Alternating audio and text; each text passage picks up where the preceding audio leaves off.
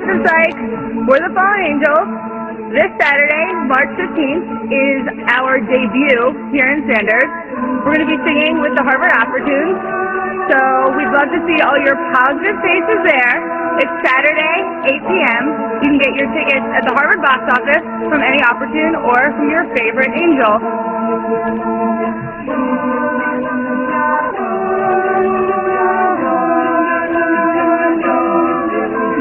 Someone said 3 years from now you'll be long gone. Stand up and sunset and all come. They all gone. I know better. You're from your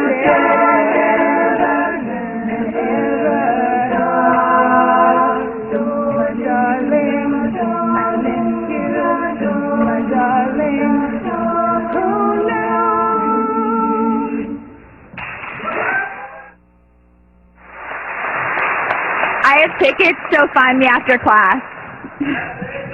They're $8. Find me.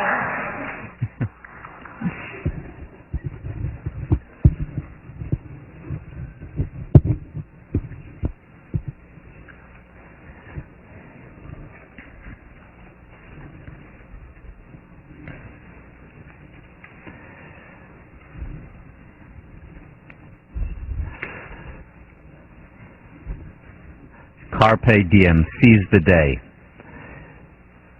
So let's continue on this path and go a little bit more in depth into this idea of self-concordance.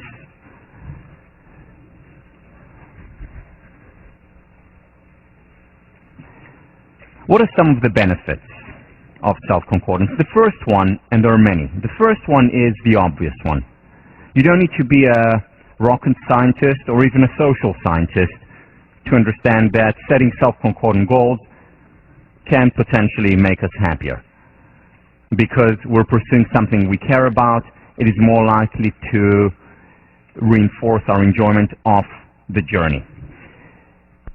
The second thing, in addition to increasing well-being, certainly connected to well-being, is that very often having self-concordant goals, having goals in general, but in particular self-concordant goals, resolves internal conflicts. For example, it helps us deal with anxiety, with uncertainty, with existential questions. What am I about? What am I doing?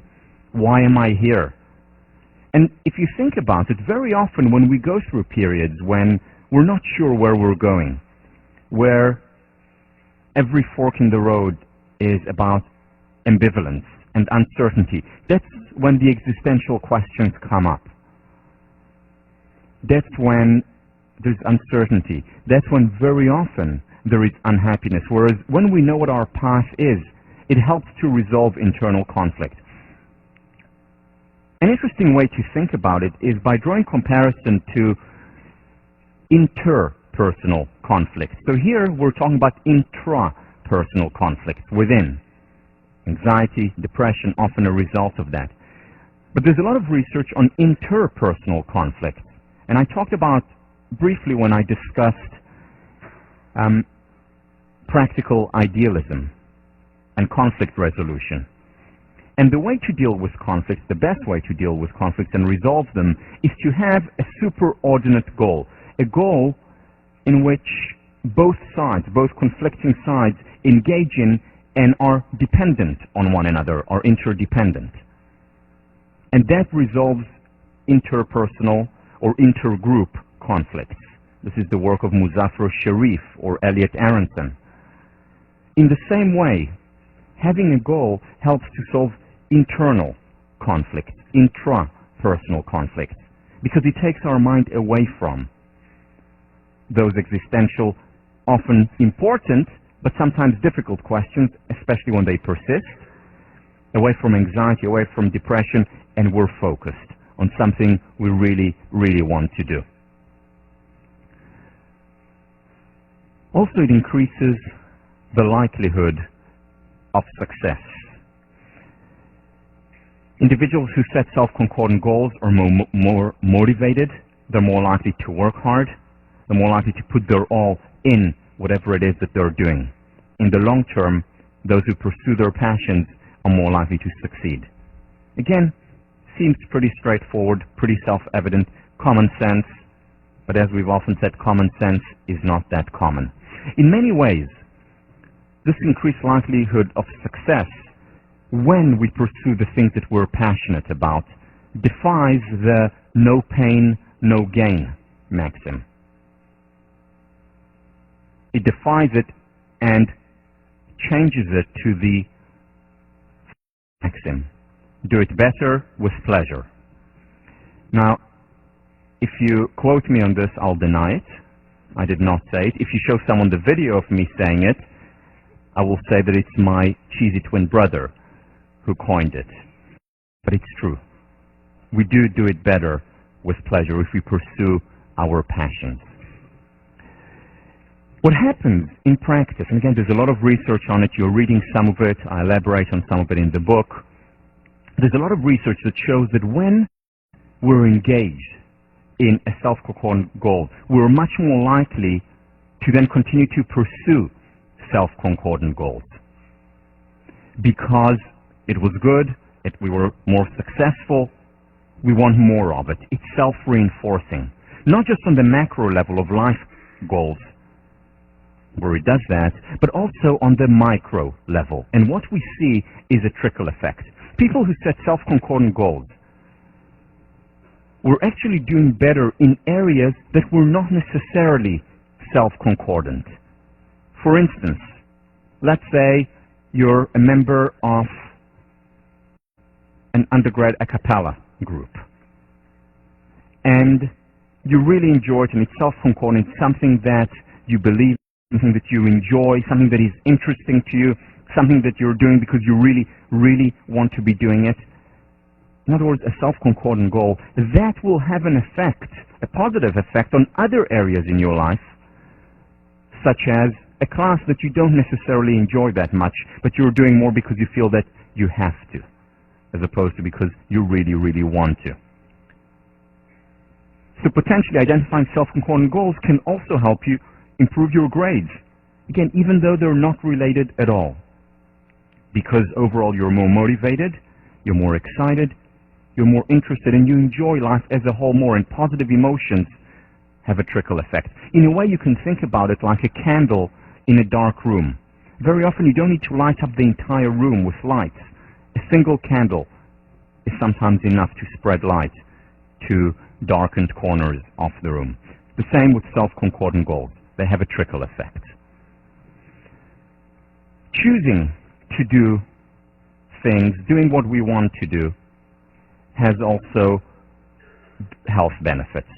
This is one of the most important studies done in the field of psychology by, once again, our own Ellen Langer.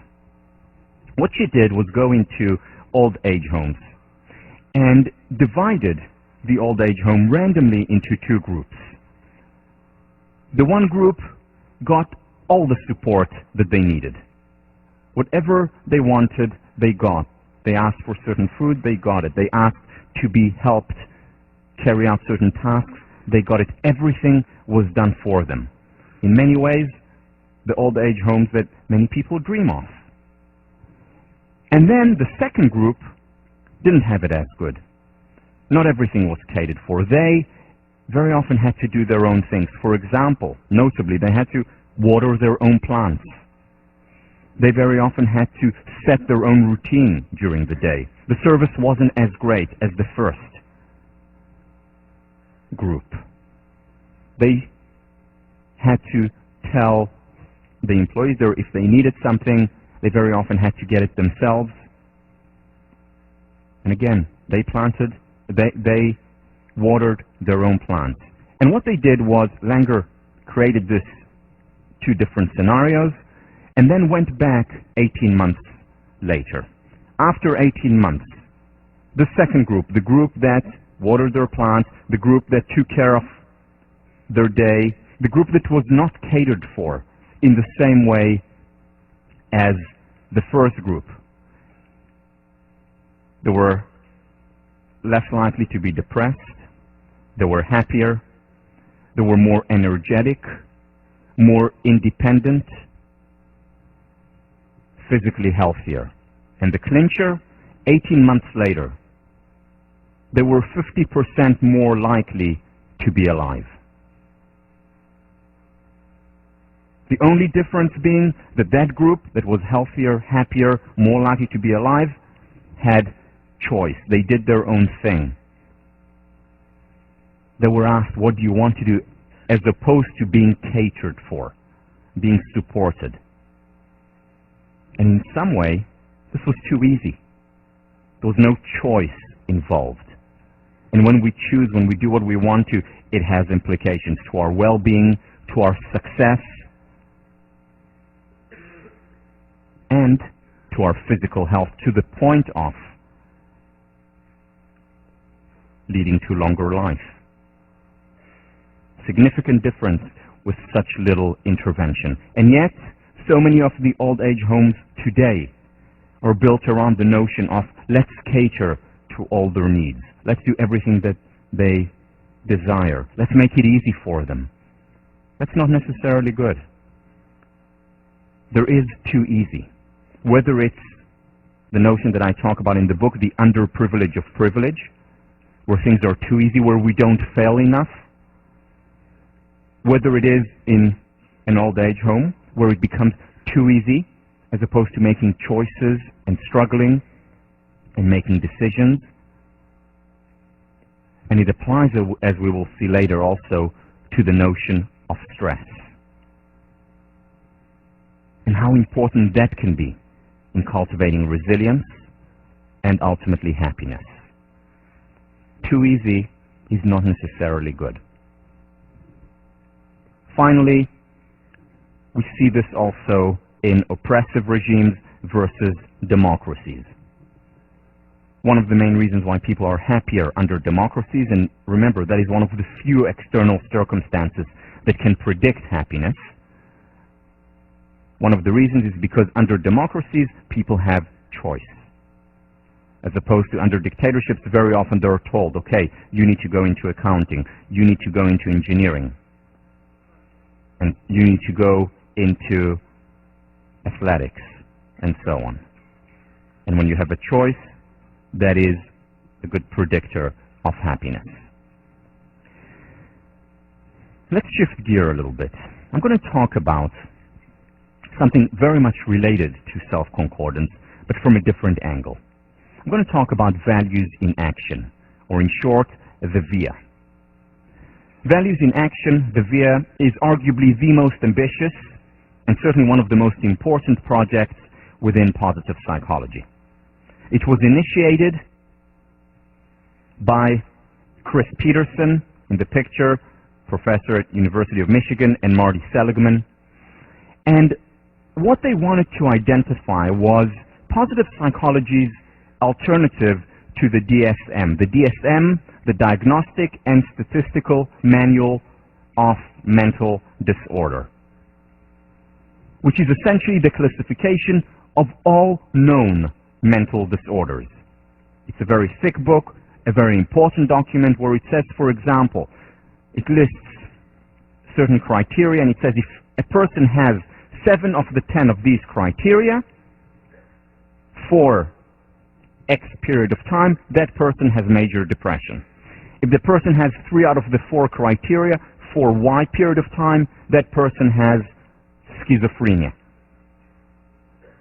or dysthymia, or seasonal affective disorder, or all of the psychopathologies that are known to us that have been defined and classified. A very important document. Come along Seligman and Peterson right at the beginning when positive psychology came onto the scene and say, let's create an alternative. Let's create an alternative to the DSM that will identify, instead of weaknesses, instead of pathologies, instead of deficiencies, it will identify individual strengths and virtues. And they identified 24 character strengths, all listed, explained, described in this book. Not only did they identify the character strengths, they also created mechanisms, ways, means of measuring these character strengths. For example, an online test, one which you will be taking next week, that can help you, as a first step, identify your values in actions. What are your character strengths? What are your virtues? What are you good at? What are you passionate about? The thing about these character strengths, when they identified them, they made sure that they identified universal characteristics. In other words, it wasn't chosen by, male, white academics living in America. This was research done all over the world, cross-culturally, to identify characters that are identical, whether it was in the United States or Europe, Asia, China, Japan, as well as the Maasai tribe in Kenya and the Inuits in northern Greenland. So this was an international research project, because what they thought, if we can find things that are common to all cultures, we will identify what is part of human nature as opposed to human nurture. And they admit, these may change over time. We may become more sophisticated in measuring them. But as a start, the character, strengths, and virtues, the values in action, manual and test, is an excellent start, and one which you will benefit from a great deal, as you will see shortly. The key aspect also of these characteristics is that they have a moral value. For example, the ability to run fast. It's certainly, some people have the strength, having more fast twitch than slow twitch, having stronger muscles, for instance. It's certainly a strength, but it's not a character strength, because it doesn't, in and of itself, have a moral component. You can use your strength and your speed toward moral ends, but in and of itself, it has not been valued as a moral characteristic. Similarly, in order for something to be a strength, it has to be used toward moral ends. For instance, as you will see, humor is one of the character strengths. However, if humor is used to hurt other people, as it sometimes is, it cannot be considered a strength. So it's used toward moral, noble ends. What values in actions are, in many ways, they are about a self-concordant journey. Meaning, when we set a goal, an outcome, we're about the destination. Yes, it certainly benefits the journey. Yes, it certainly helps us enjoy, by liberating us, helps us enjoy the here and now. But ultimately, what our focus is on the end result. With values in action, our focus is on specifically, directly, the journey. How can I enjoy getting to the end, my destination? Is it by engaging in a lot of learning? Is it by, which may be a character strength of mine, love of learning? Is it by engaging in leading other people? Leadership is one of those character strengths. Is it by being spiritual and praying along the path? If spirituality or awe is one of my character strengths. So it's helping us enjoy the journey on the way to a destination we deem valuable. In other words, if we have a self-concordant end and a self-concordant journey, this is what happiness is. Both present benefit, journey, as well as future benefit, outcome.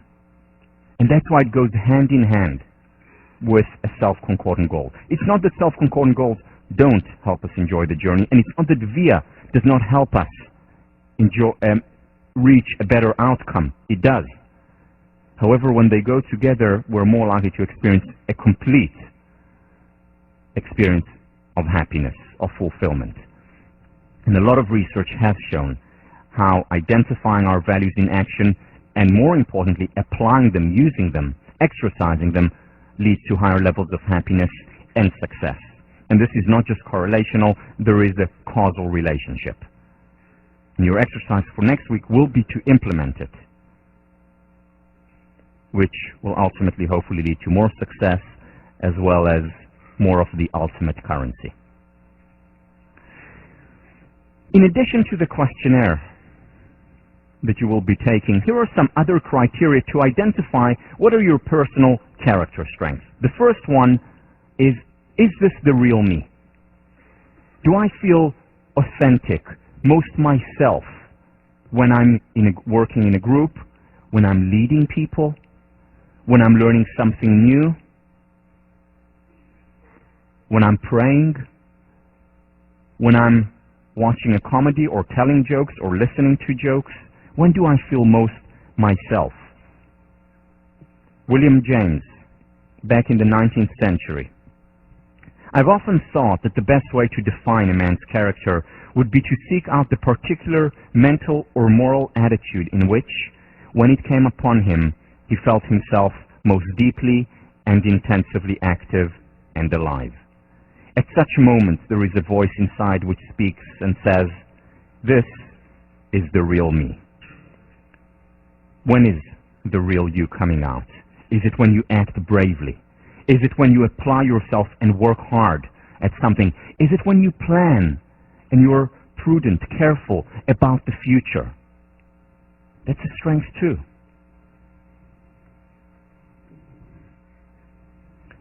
When you are acting according to your character strengths, you feel energized and you feel motivated. It comes from within. It feels natural. Again, this is about understanding your personal nature, the constrained view of human nature, as opposed to saying, well, all the strengths are me, or I can cultivate any of the strengths. Yes, it's true, and we all have some of all of the strengths. However,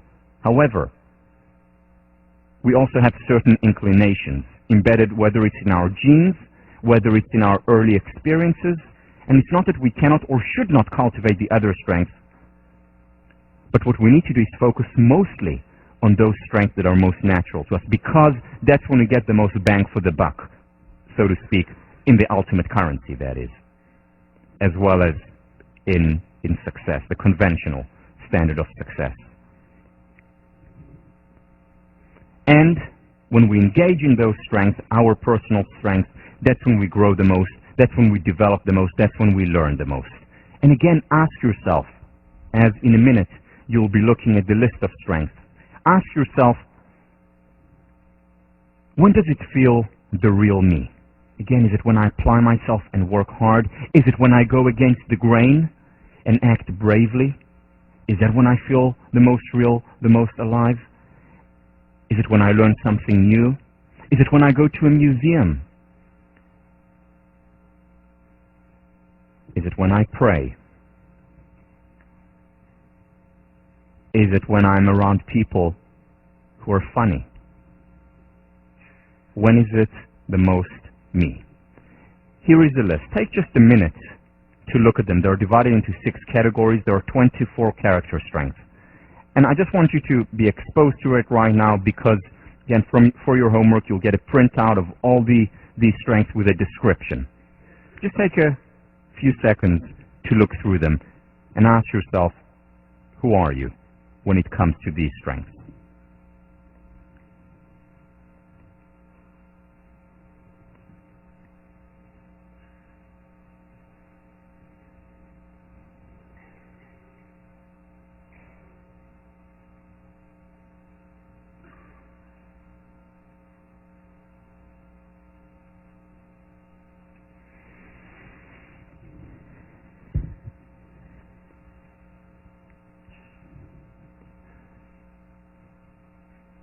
Okay, here is what we're going to do.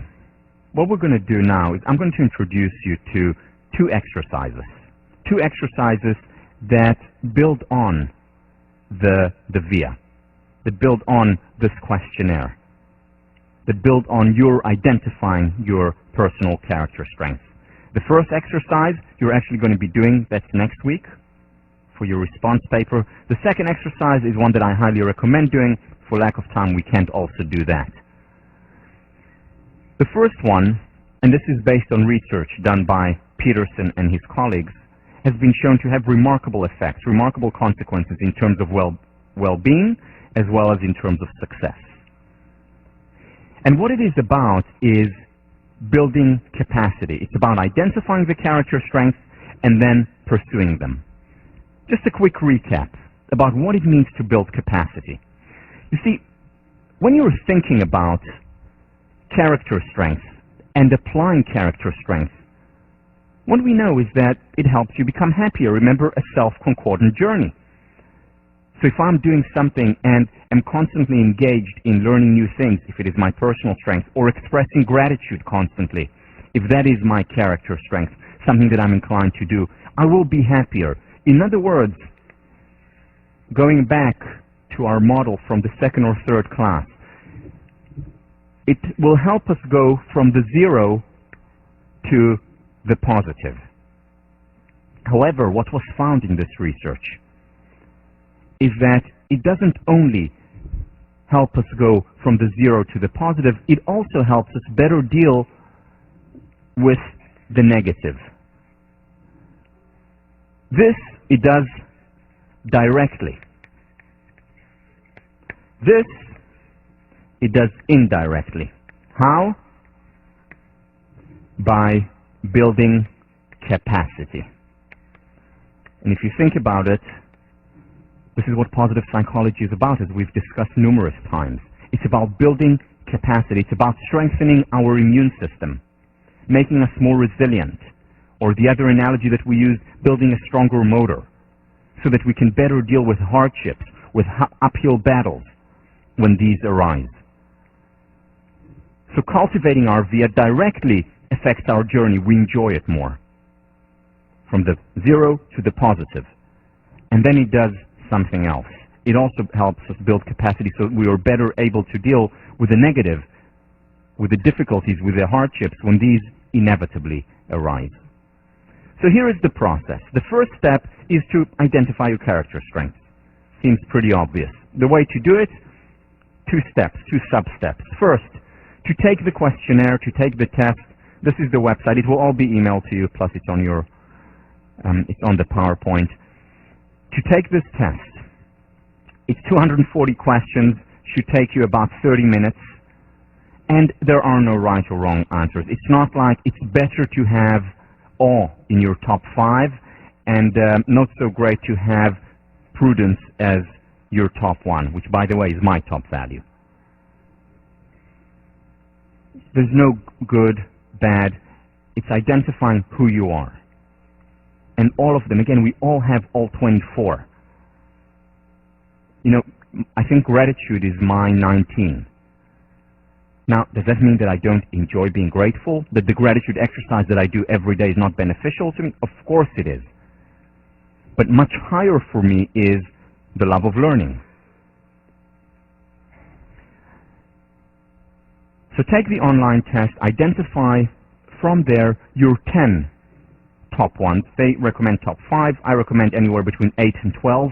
And then take these 8 to 12 strengths, read their descriptions, what they mean, what they're about, what they say about you, and then ask yourself which ones, which 5, or it could be 4, or it could be 6, but more or less 5, which 5 fulfill the criteria that we discussed earlier. Namely, which are the real me? Or which ones, when I engage in them, I feel most energized and motivated? Or which ones do I grow and develop most from? And from these 8 to 12 strengths, identify 4 to 6 that most fulfill these strength criteria. And then choose any one of the character strengths from your final list and apply it. Meaning, every day for the following 7 days, and again, this will be your task for next week, apply this character strength. Every day for the 7 days after that, that will be up to you, and hopefully you will cultivate a ritual, a habit out of it. Apply the next character strength or the same character strength in a different way. So let me give you a personal example. The third time when I taught positive psychology, about halfway through the semester, I started to feel a little bit enervated, a little bit tired. You know, I've done it twice before. I knew what I was going to say. I've heard myself say it before. And I felt like I lost a bit of energy and a bit of oomph in teaching. And then I went back to the VIA, and I said, well, that makes a lot of sense, because my second strength after prudence is love of learning. And when I was teaching the same course, again, I wasn't learning that much new. So yes, I had new learnings in office hours. I always learn a lot. Those who have been to my office hours know that I jot down ideas as we're speaking. But as a whole, in the class, I was doing the same thing. And then I said, okay, so I'm going to engage in this exercise. And for me, that exercise was, let's take love of learning and continue it, even when I'm teaching the same course. And I'm incredibly busy, even if I'm teaching the same course. But I still put an hour aside every day to learning something new, to reading something that I haven't read before. And what that did for me immediately, within 2 days, it brought back my energy. It had a trickle effect on other areas, such as my teaching, because I was reading something new, and then it also helped me teach better, not only in terms of energy, but also new ideas. Such as I introduce once in a while. Sometimes I tell you, I just read this book, and here is what I read. And I do it constantly, even though I'm very busy, because I know that that's important for well-being, for the ultimate currency, as well as for success, for performance. So applying whatever it is, whatever your top strengths are, consciously until it becomes a habit. And then, this will also be part of your exercise each night, describe how you use your strengths on that day, and then commit to the next day. What are you going to do tomorrow? Why? Because that reinforces the neural pathways. Remember when we describe something good. In many ways, the VIA to the DSM is like PPEO to PTSD. Remember that could be a GRE question. The analogy is PPEO, positive, PTSD, negative, is the same as the VIA compared to the DSM. The equivalence, positive psychology, and conventional psychopathology. So here is the second exercise after you do this. You can also apply for problem solving, because in a sense, while the VIA indirectly builds capacity and helps us deal with problems, with difficulties, with uphills, we can also use it to affect our difficulties or to help us with our problems directly. So for example, the first step, same as the previous one. You first identify your character strengths by taking the test, by asking what are the criteria that these strengths fulfill, and then identify any problem, whether it's in personal life, whether it's on the sports field, whether it's in a relationship, whether it's at work. Identify a certain problem that you want to deal with. And then ask how you can apply one of the character or some of the character strengths toward that problem. So for example, let's take an example. Let's say one of the problems that I face is that I'm mostly avoiding. I'm afraid of taking risks. I don't put myself on the line because I'm anxious and afraid. And love of learning is one of my strengths. What I can do is use the love of learning to deal with my phobia, my anxiety, my fear of putting myself on the line. How? By learning all I can learn about how to better deal with phobia and anxiety. Which, by the way, is exactly what I did. Read every book I could find, talked to any person who I thought knew about it, used this strength and applied it to what had been a weakness of mine. Or relationships. Let's say we're going through a difficulty in a relationship, and one of my top strengths is, for example, authenticity. Then how can I use my authenticity in my interactions with my partner, and that will lead to higher levels of intimacy and improve the relationship in the long run? Which is exactly what I did. One of my top strengths, and applied it to cultivating more intimacy. Think of your own examples. Again, this will not be a response paper, but I highly recommend and urge you to apply it.